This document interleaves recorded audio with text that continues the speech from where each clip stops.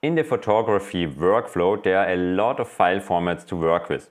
But the good thing is there are just a few of them that are really count. So in the capturing phase, for sure, there you have more or less two options. The raw file format, and there are some flavors regarding on the brand, and the JPEG file format.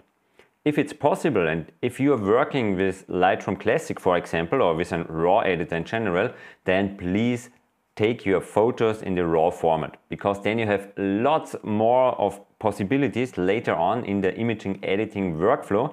So please shoot in RAW.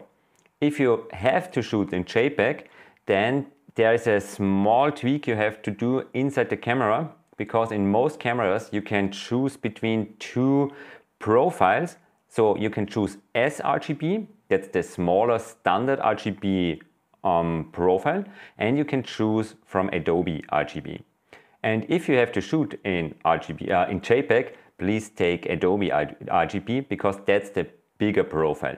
But if you choose to shoot in RAW and capture all your photos on your SD card in RAW, then this is an option that don't count. It's just for JPEG. So RAW format at capturing if possible.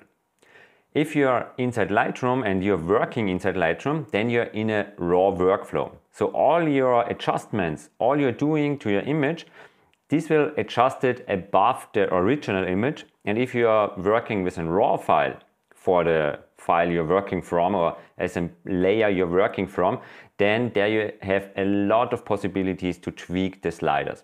If you are started with a JPEG, then you also have a lot of possibilities, but the latitude to work with is much smaller. So as mentioned before, stay in the RAW workflow.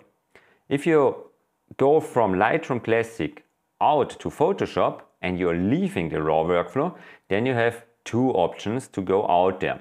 And you have to render your RAW file and all the settings you did here in Lightroom Classic, and as mentioned before, render this out as PSD or as TIFF file.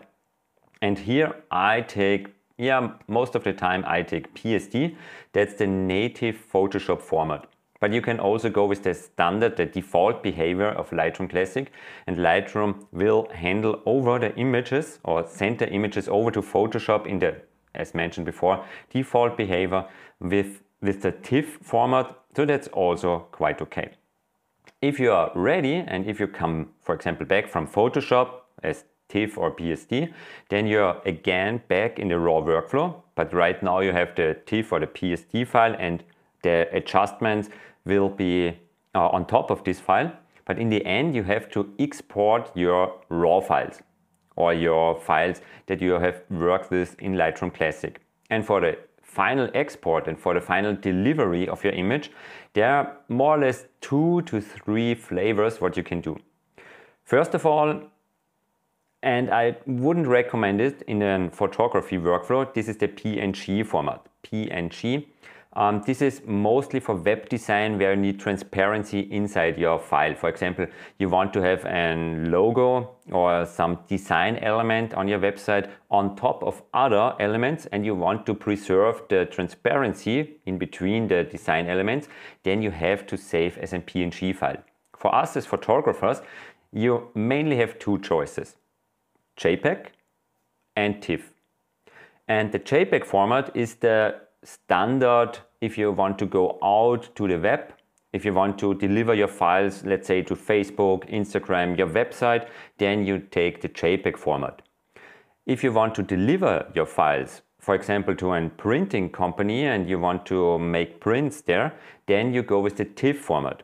So all your settings you did in the RAW workflow get rendered down and get rendered down into a format, and there you can choose for JPEG or for TIFF. And here some numbers. JPEG can only store 3 channels, and in each of this channel you just have 8-bit, so 256 different levels of graduation. So that's not so much. If you go with TIFF, you have then the option to go with 8-bit, so 2 by the power of 8, so 256, or you can even go with 16-bit, and these are roughly 65,000 and a lot more gradient steps you can choose from, or the file can save. So if you need all the fine and all the super small details and all the colors inside the image, then go with a TIFF and 16-bit by channel.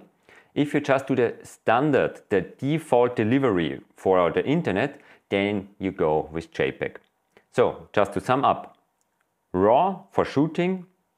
When you go out of the RAW workflow from Lightroom to, let's say, Photoshop, then you can go with PSD or TIFF. For me, I'm taking the PSD file format. Then you come back to Lightroom. You're working inside of Lightroom in the RAW workflow. And if you go to deliver your files, then you have to choose out of JPEG. Most of the time, JPEG is totally fine. And if you have some special circumstances where you want to export for a special delivery for a printing process or so, then you can go with the TIFF format.